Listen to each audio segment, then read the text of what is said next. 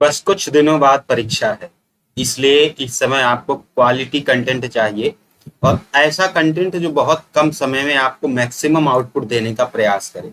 मैंने current affairs की लगभग 7 वीडियोस डाली, उत्तर प्रदेश करंट अफेयर की वीडियोस डाली, उत्तर प्रदेश बजट की वीडियोस डाली, आपने बहुत प्यार दिया।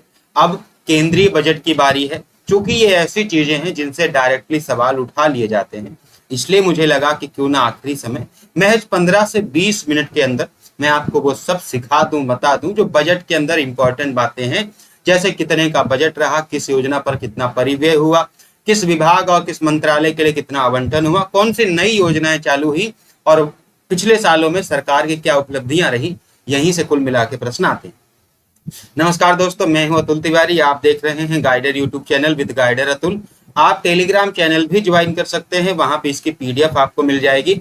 हम यूपी बजट को कवर कर चुके हैं पिछले वीडियो में। इस वीडियो में हम कवर करने जा रहे हैं आपका केंद्रीय बजट, यानी केंद्र सरकार का बजट। संपूर्ण जानकारी होगी फ्रॉम बॉटम टू टॉप, यानी जीरो टू हीरो, या अर्थ से फर्श तक कह लीजिए। आप हमारे टेलीग्राम चैनल गाइडर अतुल को ज्वाइन कर सकते हैं। टेलीग्राम पर सर्च करें गाइडर अतुल लिखकर, आपको तुरंत चैनल मिल जाएगा। वहां पे 6000 से ज्यादा लोग हैं और आप भी वहां पहुंचकर अपने कंटेंट को और ना बढ़िया बना सकते हैं। चलिए शुरू करते हैं दोस्तों। केंद्रीय बजट 2023-24। वीडियो को जरूर लाइक कर दें। अगर वीडियो को जरूरतमंदों के साथ शेयर कर सके जिनका भी वीडियो री एग्जाम है, दिन वो बहुत बढ़िया बात होगी। 1 फरवरी 2023 को केंद्रीय बजट आता है। समय बिना गंवाए केवल तथ्यों पर बात की जाएगी। वैसे तो नॉर्मली ये बजट 31 मार्च के बाद यानी 1 अप्रैल को आता था, लेकिन फिलहाल सरकार ने ये निर्णय बदल दिया है। सरकार ने बहुत सारे निर्णय और परंपराएं बदल दिया है। जैसे पहले पंचवर्षीय योजना होती थी, अब पंचवर्षीय योजनाएं समाप्त हो गई हैं। वैसे ही बजट की तारीख भी बदल दी गई है, 1 फरवरी 2023। सवाल ये कि ये बजट कुल कितने करोड़ का आया।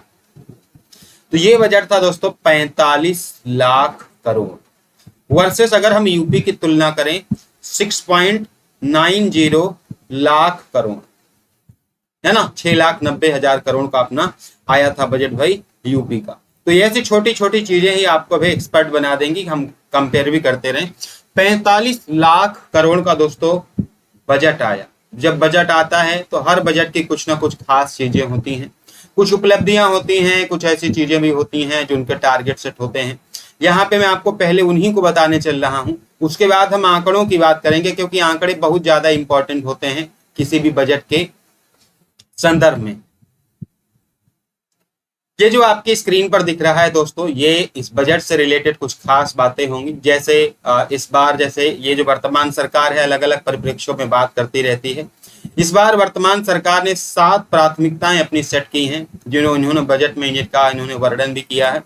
जैसे समावेशी विकास, अंतिम छोर तक पहुंचने का इनका संकल्प है। युवा शक्ति को आगे बढ़ाने का संकल्प है।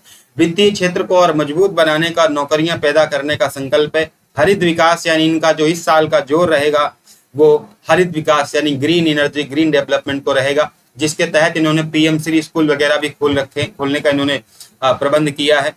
क्षमता को उभारना, यानी ऐसे देशों मतलब ऐसे देश को ऐसे स्थिति में ले जाना जहां उसकी क्षमता का पूर्ण इस्तेमाल हो और युवा अपनी क्षमता का पूर्ण इस्तेमाल कर सकें, टेक्नोलॉजी का, संसाधनों का। और संरचना और निवेश, यानी इंफ्रास्ट्रक्चर और इन्वेस्टमेंट, यानी भयमुक्त कम कागजी कार्यवाही के साथ और निवेश के लिए, व्यापार के लिए सहज सुगम साधन माहौल उपलब्ध कराना, ताकि निवेश भी हो और इंफ्रास्ट्रक्चर भी मजबूत हो। समावेशी विकास यानी इंक्लूसिव डेवलपमेंट, यानी कोई एक आदमी का विकास ना होकर पूरे समाज और पूरे राष्ट्र का विकास हो। ऐसे 7 इन्होंने अपने टारगेट्स को सप्तऋषि नाम दिया है, यानी 70 से नाम दिया है दोस्तों, है ना। तो ये इनके टारगेट्स थे। अब हम पुनः आपको ले चल रहे हैं वहां पर जहां पे हमने आपके लिए कुछ इंपॉर्टेंट इन्फॉर्मेशन लिख रखी हैं दोस्तों। ये बजट की कंप्लीट इन्फॉर्मेशन आपके स्क्रीन पर दिख रही है, जिनको आप अपनी कॉपी पे चाहें तो नोट डाउन कर लें। अगर नहीं नोट डाउन करना चाहते तो आप केवल वीडियोस देखते रहें। मैं आपको एक एक फैक्ट बाकायदे समझा देता हूं दोस्तों। इस बार का जो टोटल बजट था साथियों, वो था 45.03 लाख करोड़, यानी कुल 45 लाख करोड़ का बजट आया, जिसमें पूंजीगत व्यय यानी कैपिटल एक्सपेंडिचर 10 लाख करोड़ का था और रेवेन्यू एक्सपेंडिचर जो कि 35 लाख करोड़ का, जिनको कैपिटल एक्सपेंडिचर और रेवेन्यू एक्सपेंडिचर यानी पूंजीगत परिव्यय और राजस्व व्यय में जिनको अंतर नहीं पता है, उन्हें एक बार बजट का चैप्टर देखना चाहिए। पूंजीगत व्यय में ऐसी चीजें आती हैं जैसे इंफ्रास्ट्रक्चर, हॉस्पिटल बनाना, स्कूल बनाना, रोड और ट्रांसपोर्ट, इन सब की व्यवस्था करना जिनमें ज्यादा पैसा लगता है, बड़ी पूंजी लगती है, ऐसी चीजों पर 10 लाख करोड़ रुपए ये खर्च करने जा रहे हैं। राजस्व व्यय में बहुत सारी चीजें आती हैं जैसे ब्याज की अदायगी, कर्मचारियों का जो सैलरी होता है उसको देना, छोटी छोटी सब्सिडी देना, योजनाओं पर जो परिव्यय होता है उसको हम लोग राजस्व व्यय कहते हैं। तो कुल मिला के 35.02, यानी अगर आप इन दोनों को जोड़ें 35.02 ये राजस्व व्यय होगा, और 10.01 ये इनका कैपिटल है ना एक्सपेंडिचर होगा। 35 और 10 45 हो गया, और 2 और 1 3 हो गए, यानी इस तरह 45.03 लाख करोड़ का टोटल इनका जो है बजट है। दोस्तों मैं आपको हर एक चीज क्रिस्टल क्लियर करता चलूंगा, बस आप वीडियो में बने रहें। उसके बाद दोस्तों इनका ये कहना है कि राजस्व प्राप्तियां हमें 26.32 लाख करोड़ की होंगी, और पूंजी प्राप्तियां हमको 18.70 लाख करोड़ की होंगी। यानी अगर आप 26 और 18 को जोड़ दें दोस्तों, 26.32 और 18.70 को जोड़ दें, देखो 2 7 3 10 8 6 14 1 15 2 1 3 1 4, ये लगभग 45 लाख करोड़ पहुंच जाएगा। लेकिन अभी यहीं पे सारा लोचा हो जाता है दोस्तों, जब आप बजट को पढ़ेंगे तो थोड़ा क्लियर होगा वहां पे कि राजस्व घाटा इनका इस साल रहने वाला है 9.90 लाख करोड़। क्या 9.90 लाख करोड़ दोस्तों। यानी क्या होता है राजस्व घाटा, मैं आपको बता देता हूं फिस्कल डिफिसिट क्या होता है। कि जैसे आपके पास 100 रुपए हैं और आप 110 रुपए खर्चा करने का प्लान बनाते हो, तो आपको 10 रुपए कम पड़ रहे हैं। ये जो 10 रुपए कम पड़ रहे हैं इसी को राजस्व घाटा कहते हैं। यानी कि इनकम आपकी 100 रुपए है और खर्चा आप 110 रुपए कर रहे हैं, तो ये 10 रुपए आपको क्या करना पड़ेगा, उधार लेना पड़ेगा। जो कि आप अन्य देशों से उधार लेंगे या संस्थाओं से उधार लेंगे, तो सरकार ऐसे ही चलती रहती है, उसके लिए कोई बड़ी बात नहीं। राजस्व घाटा और राजकोषीय घाटा में भी अंतर होता है, शायद वो आपको बहुत क्लियरली से मेंशन होगा बजट के चैप्टर में। दोनों ही अलग चीजें हैं दोस्तों। तो राजकोषीय घाटा लगभग 17.86 लाख करोड़ है, राजस्व घाटा दोस्तों इस साल है 8.69 लाख करोड़। फिर आइए बात करते हैं कि इस साल जो आवंटन हुआ, अभी बहुत सारे डेटा की हम बात करने वाले हैं। फिलहाल मैं आपको ये बता दूं कि कैसे 45 लाख करोड़ तक हम लोग पहुंच रहे होंगे। इस साल जो मंत्रालयों के लिए आवंटन हुआ, जैसे रक्षा मंत्रालय के लिए, डिफेंस मिनिस्ट्री के लिए 5.94 लाख करोड़ का आवंटन हुआ दोस्तों। और ऐसे ही सड़क परिवहन और राजमार्ग मंत्रालय के लिए 2.70 लाख करोड़, रेल मंत्रालय के लिए 2.41 लाख करोड़। ऐसे पूछा जा सकता है कि बजट 2023-24 में रेल मंत्रालय को कितना अलॉटमेंट हुआ, कितना इसको पैसा मिला इसके विकास के लिए। गृह मंत्रालय के लिए 1.96 लाख करोड़, और वेरी वेरी इंपॉर्टेंट शिक्षा मंत्रालय दोस्तों, शिक्षा मंत्रालय के लिए 1.13 लाख करोड़ दिया गया, जो कि बहुत कम है मतलब शिक्षा के लिहाज से। इसके अलावा ग्रामीण विकास मंत्रालय को 1.60 लाख करोड़, कृषि और किसान कल्याण मंत्रालय को 1.25 लाख करोड़, और संचार मंत्रालय को 1.23 लाख करोड़। कई बार हमारे मन में आता है कि 45 लाख करोड़ कैसे पहुंचता है दोस्तों, तो उसका पूरा डिटेल यहाँ पे मैंने लिख रखा है। अगर इन सबको आप जोड़ेंगे तो शायद 45 लाख करोड़ पहुंच जाएगा। जैसे ब्याज देंगे, ये परिवहन पर खर्चा होगा, रक्षा पर, सब्सिडी पर, राज्यों को जो ट्रांसफर होगा, ग्रामीण विकास, पेंशन, कर प्रशासन, गृह, शिक्षा, ऊर्जा, IT, दूरसंचार, स्वास्थ्य पर लगभग 88,956 करोड़ रुपए, कृषि और संबद्ध कार्यकलाप पर, शहरी विकास पर, संघराज्य क्षेत्र, PM किसान, सामाजिक कल्याण, वाणिज्य उद्योग, वैज्ञानिक विभाग, विदेश मामले, वित्त योजना, सांख्यिकी, पूर्वोत्तर का विकास और अन्य। अगर आप इस पूरे पैसे को जोड़ेंगे तो आप 45 लाख करोड़ के आंकड़े तक पहुंच जाएंगे। और इसमें ये आप देख रहे होंगे कि सबसे ज्यादा ब्याज पर दोस्तों खर्चा हो रहा है। 10,79,971 करोड़ रुपए दोस्तों। ये 1 लाख नहीं है, 10 लाख है ना। लगभग 10 लाख रुपया तो ब्याज को देने में चला जाता है, यानी जो कि बहुत बड़ी रकम होती है, क्योंकि 10 लाख तो इनका राजस्व व्यय है, सॉरी कैपिटल एक्सपेंडिचर है, पूंजीगत व्यय इनका 10 लाख करोड़, राजस्व व्यय 35 लाख करोड़। अब हम बात करते हैं कुछ ऐसी योजनाएं जिन पर अलग अलग पैसा आवंटन हुआ दोस्तों। जैसे एक बहुत इंपॉर्टेंट योजना है केंद्र सरकार के जल जीवन मिशन। जल जीवन मिशन पर कुल मिला के 70,000 करोड़ रुपए आवंटित हुए। ये सारे के सारे डेटा बहुत इंपॉर्टेंट है। पिछला डेटा कि किस मंत्रालय को कितना आवंटन हुआ ये मैंने यहाँ पे बताया, जैसे शिक्षा मंत्रालय 1.13, ग्रामीण विकास 1.60, संचार 1.23, रेल मंत्रालय 2.41 और रक्षा मंत्रालय 5.94 लाख करोड़, सड़क परिवहन और राजमार्ग मंत्रालय 2.70 लाख करोड़। तो ये डेटा आपको याद होना चाहिए। साथ के साथ जो योजनाएं हैं जैसे जल जीवन मिशन को 70,000 करोड़ रुपए अलॉट किए गए। प्रधानमंत्री आवास योजना जो कि प्रधानमंत्री की बहुत महत्वाकांक्षी योजना है, 79,590 करोड़ रुपए इसके लिए आवंटित हुए।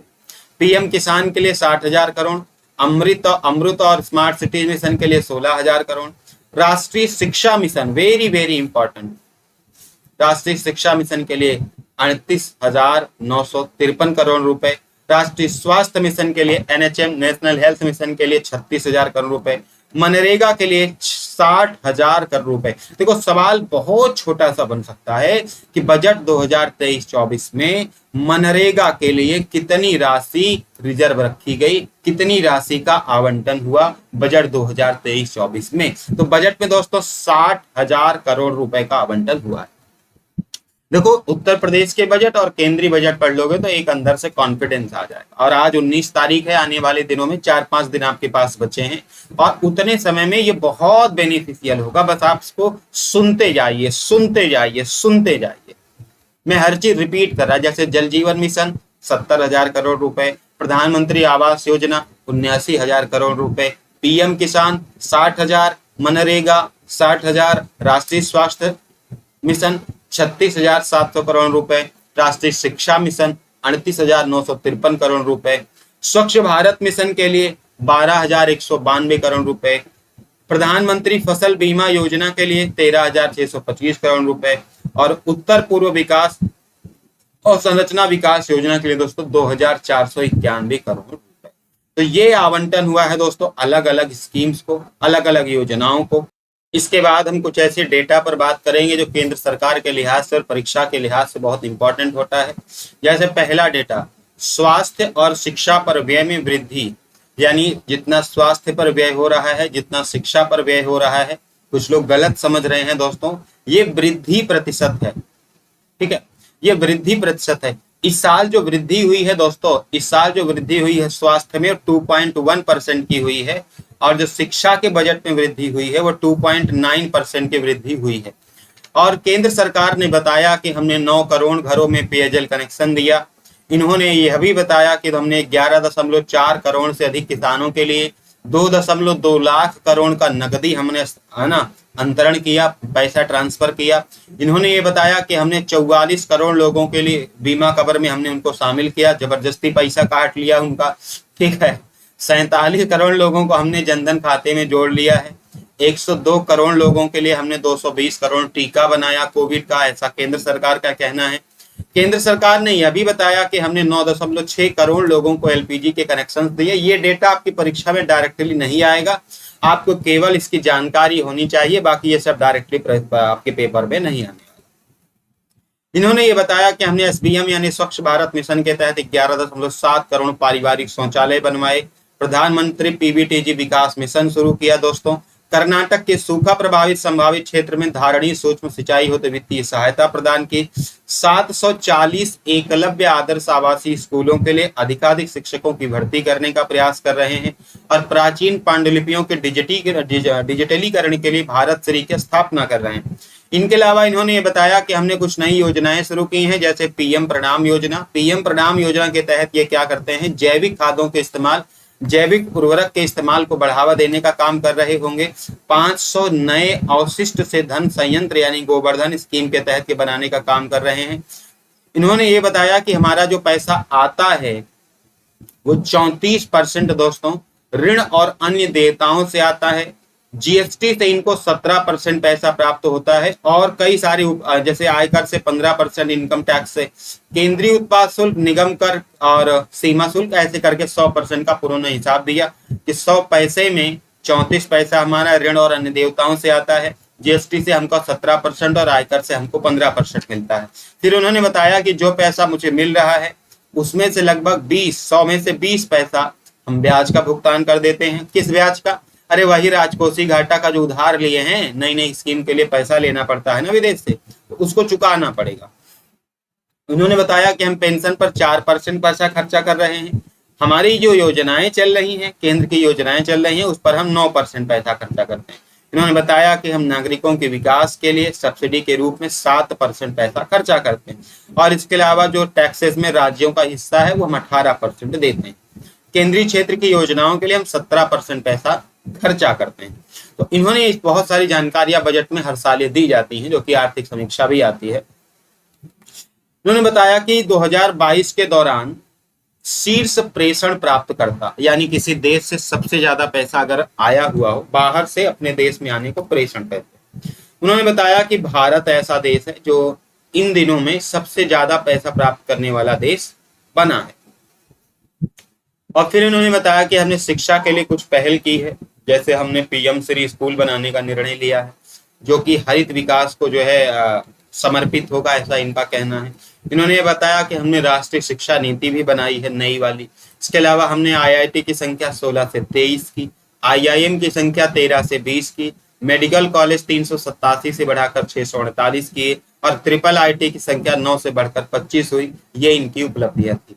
फिर इनका यह भी कहना है कि भारत देश पूरे विश्व में 7वां सबसे बड़ा सेवा निर्यातक है, यानी सर्विस प्रोवाइडर है। विश्व निर्यात का 4% भारत देता है ना, जिसमें वृद्धि भी हो रही है अच्छी खासी। तो ये कुछ छोटे मोटे आंकड़े थे जो बहुत ज्यादा इंपॉर्टेंसी आपकी परीक्षा में रखते हैं। अब मुझे लगता है कि एक और बेहतरीन डेटा की ओर मूव करना चाहिए। ये डेटा है दोस्तों आपके आर्थिक समीक्षा से रिलेटेड होगा और बहुत ज्यादा फायदेमंद होगा। आर्थिक समीक्षा यानी इकोनॉमिक सर्वे, बहुत सारे डेटा, बहुत सारे प्रश्न यहाँ से आते हैं, और वो सारे प्रश्न जो यहाँ से आते होंगे मैं आपको बताने का काम कर रहा हूँ। मुख्य आर्थिक सलाहकार इस वक्त हमारे हैं अनंत नागेश्वरन। पहली बार जो अपना आर्थिक समीक्षा आई थी, जो 1950-51 में आई थी, इस बार 31 जनवरी को, यानी ये जो आता है ये बजट के एक दिन पहले आता है। पहले आर्थिक समीक्षा आएगी, और आर्थिक समीक्षा होती क्या है मैं आपको बता दूं। जैसे 2023-24 का जो बजट है वो तो अनुमान है कि हम 45 लाख करोड़ खर्चा करेंगे। जो 2022-23 के बजट में इन्होंने वादा किया था, तो ये बताते हैं कि हमने उसको कितना पूरा किया है। ठीक है, 1964 से बजट के एक दिन पहले आर्थिक सर्वेक्षण दोस्तों आता है। तो इन्होंने बताया कि फिलहाल अभी मुद्रास्फीति उपभोक्ता मूल्य सूचकांक पर 6.8% और थोक मूल्य सूचकांक पर 11.5% है। और इन्होंने ये बताया कि जो विदेशी मुद्रा कोष है, उस टाइम की बात है दोस्तों, इसको अपडेट करना पड़ेगा। तो ये दिसंबर में दोस्तों 562 रहा था, लेकिन अभी ये डेटा नहीं है। अभी जो है वो लगभग 595 बिलियन डॉलर है ना, 595 बिलियन डॉलर दोस्तों इस वक्त विदेशी मुद्रा भंडार जून के महीने में भारत का है। तो ये आपसे पूछा जा सकता है कि मई महीने में या जून के महीने में भारत का विदेशी मुद्रा भंडार कितना रहा, तो 595 बिलियन डॉलर लगभग रहा है। कुल खाद्यान्न उत्पादन हमारे यहाँ 315 मीट्रिक टन हुआ है, और इस बार इसके बढ़ने की उम्मीदें हैं। इन्होंने भैया बताया, आर्थिक समीक्षा में सरकार ने ये बताया कि निर्यात भारत से सबसे ज्यादा यूएसए को हुआ है, और आयात भारत में सबसे ज्यादा चीन से हुआ है, चीन से। और एक बड़ी इंपॉर्टेंट बात थी, हमने दूसरे स्थान पर निर्यात यूएई को किया है, यानी संयुक्त अरब अमीरात को किया है, और आयात भी हमने दूसरे स्थान पर दोस्तों यूएई से किया था, यानी संयुक्त अरब अमीरात से किया था। ये एक बहुत इंटरेस्टिंग फैक्ट था। फिर इन्होंने ये बताया कि जो है हमने सबसे ज्यादा पेट्रोलियम, क्रूड और उत्पादों का जो है निर्यात किया है, और अब सबसे ज्यादा जो अपना, ये तो बता ही चुका हूँ, प्रेषण प्राप्त करता। भारत में जो मरीज और डॉक्टर का अनुपात है वो 1000 और 1 है, यानी 1000 की जनसंख्या पर एक डॉक्टर यहाँ पर अवेलेबल है। स्टैंडर्ड बाय डब्ल्यूएचओ ने कहा है कि 834 लोगों पर एक डॉक्टर होना चाहिए। फिलहाल 1000 और 1 पर मुझे भरोसा नहीं है, हो सकता है कि ये डाटा मैनिपुलेटेड हो। लिंगानुपात अभी 931 है लेटेस्ट के डेटा के हिसाब से, और कुल प्रजनन दर 2.1 है। ठीक है, एमएसपी में जो एक एमएसपी आपको याद रखनी है गेहूं की 2125 रुपए प्रति क्विंटल, जिसमें 110 रुपए की वृद्धि हुई है। ये एमएसपी याद रख लीजिए। बाकी अगर बहुत ज्यादा परेशान है तो धान की याद रख लीजिए। 2040 सामान्य के है और 2060 ग्रेड ए वाले धान की है। बस अब हम कुछ बातें करते हैं दोस्तों कि कौन सी चीज के उत्पादन में कौन सा राज्य पहले या दूसरे स्थान पर रहा है। कुल खाद्यान्न उत्पादन में दोस्तों उत्तर प्रदेश पहले स्थान पर रहा है, जो कि भारत का 17.77% खाद्यान्न उत्पादन करता है। और ये शायद भारत की उतनी ही जनसंख्या आई थिंक उत्तर प्रदेश में रहती थी। हालांकि जीडीपी में इसका योगदान केवल 8% है। तो हम बजट से जितनी भी रिलेटेड चीजें हैं हम उसको कवर कर रहे हैं, वो चाहे आर्थिक समीक्षा से रिलेटेड हो, चाहे बजट से रिलेटेड हो, चाहे योजनाओं से रिलेटेड हो, चाहे आवंटन से रिलेटेड हो, या कोई फैक्चुअल जानकारी है जो जीएस के संदर्भ में यहाँ से पूछी जा सकती है, वो सब भी हम शामिल कर रहे हैं। अभी आगे चल के आप देखिए। तो कुल खाद्यान्न के उत्पादन में पहला स्थान उत्तर प्रदेश का है। चावल में पश्चिम बंगाल का पहला स्थान है और दूसरा दोस्तों उत्तर प्रदेश का स्थान है। गेहूं में उत्तर प्रदेश का पहला स्थान है। मक्का में कर्नाटक का पहला स्थान है। मोटे अनाजों में भी कर्नाटक का पहला स्थान है। अरहर की दाल में महाराष्ट्र का, चना में महाराष्ट्र का। कुल दालों में दोस्तों एमपी का स्थान है और कुल तिलहन में राजस्थान का पहला स्थान है। ठीक है। सोयाबीन में बहुत ज्यादा इंपॉर्टेंट डेटा है। ये महाराष्ट्र पहले स्थान पर है, फिलहाल एमपी दूसरे स्थान पर है, याद रखिएगा, बहुत ज्यादा इंपॉर्टेंट है। मूंगफली में गुजरात पहले स्थान पर है और गन्ने में उत्तर प्रदेश पहले स्थान पर है। चीनी में फिलहाल महाराष्ट्र है दोस्तों। ये डेटा मतलब सोयाबीन वाला और चीनी वाला बदलता रहता है। सोयाबीन में फिलहाल महाराष्ट्र है, मध्य प्रदेश दूसरे पर है। गन्ने में उत्तर प्रदेश है, लेकिन चीनी में महाराष्ट्र पहले स्थान पर है, उत्तर प्रदेश दूसरे स्थान पर। ठीक है, तो ये इंपॉर्टेंट डेटा आपको देख लेना। कुल सब्जियों में भी उत्तर प्रदेश पहले स्थान पर है और कुल फलों में आंध्र प्रदेश पहले स्थान पर अपना स्थान रखता है। तो ये तमाम ऐसी जानकारियां मैंने बता दी हैं। अंडा उत्पादन में आंध्र प्रदेश पहले स्थान पर है। ठीक है। दूध उत्पादन वेरी वेरी इंपॉर्टेंट। दूध उत्पादन में फिलहाल राजस्थान पहले स्थान पर है। मतलब इनका जो डेटा है वो ऐसे फ्लक्चुएट करता रहता है, कभी राजस्थान हो जाता है, कभी यूपी हो जाता है, कभी कुछ हो जाता है। तो फिलहाल ये पीडीएफ में भेज दूंगा, डोंट टेक टेंशन, वहां एकदम आराम से पढ़िए भाई। हम आपको बस ये बता दे रहे कि ऐसी ऐसी चीजें चल रही हैं जो आपको ध्यान देनी है, यहाँ से सवाल उठाए जा सकते हैं। जैसे दूध में राजस्थान पहले पर, उत्तर प्रदेश दूसरे में, है ना। सोयाबीन में महाराष्ट्र पहले पे, उत्तर प्रदेश सॉरी एमपी दूसरे पे। चीनी में एमपी पहले पे, सॉरी महाराष्ट्र पहले पे और उत्तर प्रदेश दूसरे पे, जो कि बदलता रहता है। तो ये चीजें आप देख लें। राजस्थान बहुत ज्यादा ऊपर नहीं है, पॉइंट समथिंग, मतलब पॉइंट शायद 6 या 7% के अप्रॉक्स जो है इसका उत्पादन ज्यादा है, जो कि कभी कम हो जाता है, कभी ज्यादा हो जाता है। अगर उत्तर प्रदेश कोई आंकड़ा जारी करेगा तो उत्तर प्रदेश ज्यादा टॉप पे रहेगा, और कोई ऐसा आंकड़ा राजस्थान वालों ने लाया तब वो अपने को टॉप पर कर लेंगे। कुल दूध उत्पादन में अभी भी भारत पहले स्थान पर। मसालों के उत्पादन में भारत पहले स्थान पर। केले के उत्पादन में और दलहन के उत्पादन में भारत, प्याज के उत्पादन में, जूट के उत्पादन में फिलहाल अभी भारत पहले ही स्थान पर चल रहा है। चावल में चीन है, गेहूं में चीन है, आलू में, टमाटर में, मूंगफली में, तंबाकू में, इन सब में चीन दूसरे स्थान पर है और भारत, चीन पहले स्थान पर, भारत दूसरे स्थान पर। तो ये कुछ चीजें पहले की। दूध में, मसालों में, केला में, दलहन में, प्याज में, जूट में भारत पहले स्थान पर है। चावल में, गेहूं में, आलू में, टमाटर में, मूंगफली में, तंबाकू में चीन पहले स्थान पर है और भारत दूसरे स्थान पर। यहाँ खान मंत्रालय की वार्षिक रिपोर्ट के आधार पर कुछ डेटा बता देते हैं कि कोयला उत्पादन में सबसे पहला स्थान ओडिशा का है, ओडिशा। बॉक्साइट उत्पादन में भी ओडिशा का पहला स्थान है। ठीक। लौह अयस्क में भी ओडिशा का पहला स्थान है और ग्रेफाइट में भी ओडिशा का पहला स्थान। यानी एक शब्द याद कर लीजिए, ओडिशा। कोयला में भी, बॉक्साइट में भी, लौह अयस्क में भी और ग्रेफाइट में भी, ये समस्त चीजें। तो दोस्तों मैंने जो कवर करना था, complete information about budget, we completed. हमें यकीन है कि हम जो पढ़ा रहे हैं यहाँ से 100% चीजें आपके पेपर में पहुंचने वाली हैं, आने वाली हैं। हम इस यकीन के साथ ही कोई क्लास कर रहे हैं। हमने यूपी का बजट आपको पढ़ा दिया है, हमने सेंटर का बजट आपको पढ़ा दिया है, योजनाएं, कुछ नई स्कीम्स जो डायरेक्टली पेपर में आने की जिनकी उम्मीदें हैं, वो सब मैंने आपको बता दिया है। अब आप इतना ध्यान रखें, इतना याद रखें कि ये जो डेटा मैंने बताया है ये एक बार में याद नहीं होगा दोस्तों। मैं बार बार कह रहा हूँ क्योंकि ये मेरा अनुभव कहता है। एक बार इसको आप देख लीजिए और फिर शाम तक इसको फिर से ईयरफोन लगा के एक बार और देख लीजिए, परीक्षा में जब जा रहे होगे, रास्ते में रहोगे, तो ईयरफोन लगा के यूपी बजट और केंद्रीय बजट चला देना, वीडियो मत देखना, ऑडियो डाउनलोड कर लेना। तब भी मुझे लगता है आपको बहुत सारी चीजें ऑडियो के माध्यम से भी सीखी जा सकती है। तो आप हमें ज्वाइन कर सकते हैं टेलीग्राम चैनल गाइडर अतुल पर। गाइडर का हमेशा ही ये प्रयास रहा है कि आपको सही राह, सही दिशा, सटीक जानकारी और बेहतरीन कंटेंट प्रोवाइड करें। सो चैनल को कर लें सब्सक्राइब। मिलते हैं आपसे नेक्स्ट वीडियो में। सूचकांकों का एक शानदार सेशन आपके सामने आने वाला।